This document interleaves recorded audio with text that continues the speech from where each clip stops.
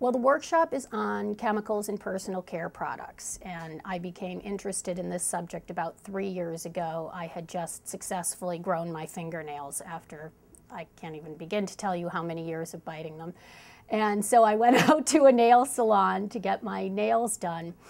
And the first thing I noticed when I left the nail salon was what a raging headache I had. And so then I got kind of interested in why do I have this raging headache? And you know, there are people who work in nail salons who sit there all day and they seem perfectly fine. But it sparked my interest. So I started doing some online research about nail polish. And I discovered that nail salon workers actually are, it's one of the highest health risk professions because of the chemicals that they're exposed to, not just from nail polish, but from the component that makes up artificial nails and the glues and all the things that happen in nail salons now. But I also discovered that there was a chemical in nail polish. It's called dibutyl phthalate. And I'm not a scientist, and I did have to learn how to pronounce all of these chemist words here. Dibutyl phthalate is a plasticizer, so it's what makes nail polish slick, what makes it look wet even after it's dried on your nails.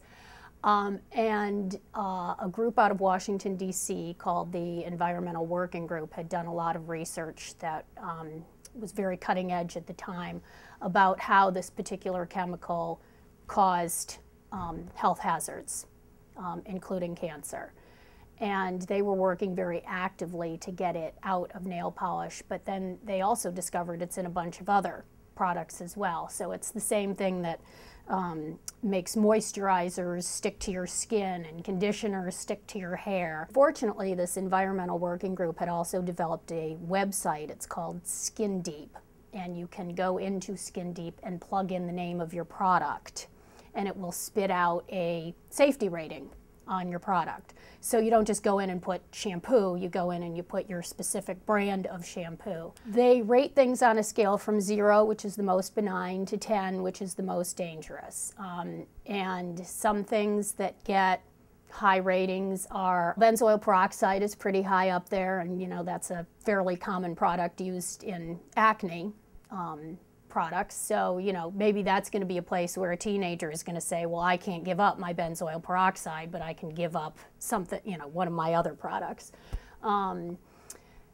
Another one that's up there is the aforementioned dibutyl phthalate, which is still found in some personal care products. Interestingly enough, it was removed from the market in toddlers' toys because it's the same plastic that makes up toddlers' toys.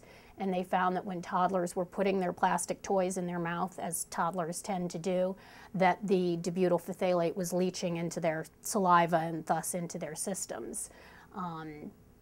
So they have removed it in toddlers' toys, but they haven't removed it in all personal care products, which I find very interesting.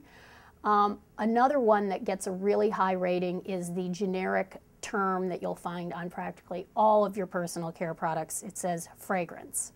And whether your personal care product is, something that says, we're vanilla scented or whatever, or whether it's just seemingly a non-scented personal care product, you can usually find that word fragrance. And fragrance is a trade secret. So the same guidelines that govern perfume companies and cologne companies, it's considered to be a trade secret that they don't have to tell you what's in their fragrance, because then people would go around and make up copies of, so you wouldn't have to spend $150 on Chanel or whatever. You just go make up your own because you know all the ingredients in it. So by that same set of guidelines, fragrance in any personal care product, they don't have to tell what's in the fragrance. And so a lot of times it is things that could be potential health risks.